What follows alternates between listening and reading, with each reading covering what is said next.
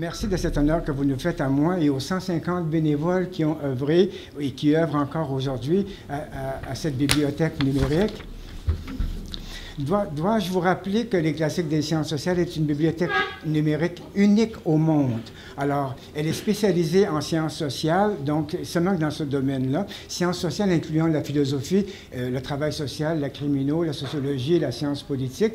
Je ne voulais pas que la bibliothèque soit centrée sur la sociologie parce qu'on regarde la réalité sous des angles différents, dans des perspectives différentes. Et je voulais que mes étudiants puissent découvrir la variété des points de vue ou des angles sur lesquels on pouvait accéder à la compréhension de la société. Alors, c'est pour ça que j'aurais mis autrement juste Émile Durkheim et puis plein de sociologues, mais je voulais qu'elle soit ouverte à toutes les sciences sociales. Je voulais juste vous dire, essayez d'imaginer mon bonheur que j'ai de mettre en ligne des ouvrages comme ceux de Léon Dion, de Léon Guérin, de Everett Sherrington Youth, de Horace Minor, vous les avez pas nommés ceux-là, de Jean-Charles Falardeau, du père Georges-Henri Lévesque, de Marcel Rioux, de mon ancien prof Hubert Guindon de Concordia, d'Étienne Parent, de mettre en ligne tous les numéros de la revue Questions de culture, et puis bientôt, on va pouvoir mettre tous les numéros de la revue Critères. Il y a des articles qui sont vraiment bien, puis cette revue-là, le contenu ne doit pas être oublié. La bibliothèque, je la voulais dynamique, puis je la voulais pas centrée sur moi. Je voulais qu'on découvre qu'elle est une réussite collective. Donc, chaque bénévole, chaque ouvrage est associé à la personne qui l'a réalisé. Et puis, c'est comme ça que je voulais constituer une page web pour chacun des bénévoles, pour qu'on puisse voir l'ensemble du travail que la personne avait fait depuis plusieurs années. Donc, je voulais pas être le centre d'attention de la bibliothèque. Je voulais vraiment que, finalement, on est ensemble et puis on fait des choses. Imaginez que mon bonheur de diffuser l'œuvre de Léon Dion. Quand j'ai parlé avec Mme Dion la première fois au téléphone, on jase et puis je lui demande la permission, mais j'avais aussi écrit à un de ses fils, à M. Dion, donc, pour qu'il soit au courant de ma démarche auprès de sa mère, qui était plus âgée.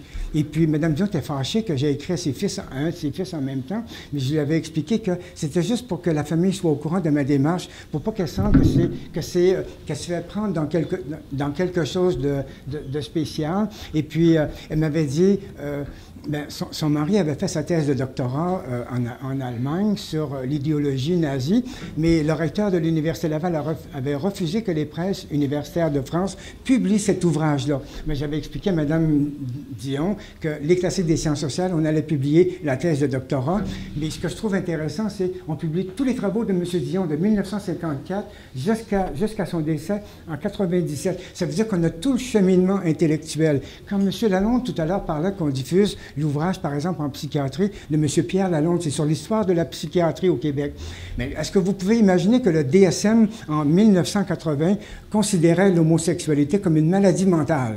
Alors, ça veut dire, imaginez le bout de chemin que la société a fait, et puis donc que les chercheurs font en même temps que la société évolue. Ça fait pas si longtemps, 1980, c'était une maladie mentale, l'homosexualité.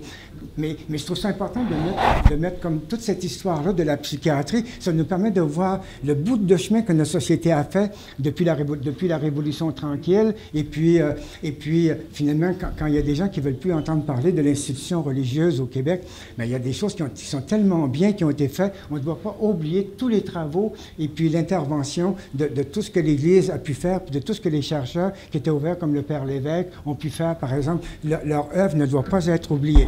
La seule chose que je regrette, c'est l'année où je suis parti à la retraite. En sociologie, on n'avait plus le droit d'avoir de laboratoire parce que dans le devis ministériel, le laboratoire informatique n'était pas mentionné. Donc, j'aurais plus jamais pu avoir de laboratoire informatique pour initier mes étudiants à la sociologie, puis à la sociologie pratique. Donc, les grands auteurs, puis les auteurs, je trouvais ça important. Puis l'autre, c'est de les mettre dans la pratique pour pouvoir découvrir comment on travaille, puis qu'est-ce qui caractérise un sociologue? C'est par son travail de recherche qu'il le fait. Les 10 joignent donc leur voix à Yvan pour vous féliciter, M. Jean-Marie Tremblay, pour ce prix hautement mérité. Voilà donc qui met fin au discours. La Société des 10 vous a offert un verre de vin pour égayer cette soirée festive. Mais gardez en tête, cependant, que le jus de la treille provoque chez certaines personnes un sentiment d'inhibition. Alors, je vous en prie, laissez-vous entrer en tentation et allez vous acheter les cahiers des 10 pour encourager notre entreprise culturelle et nous permettre de cheminer vers notre centenaire. Merci et bonne lecture. Merci.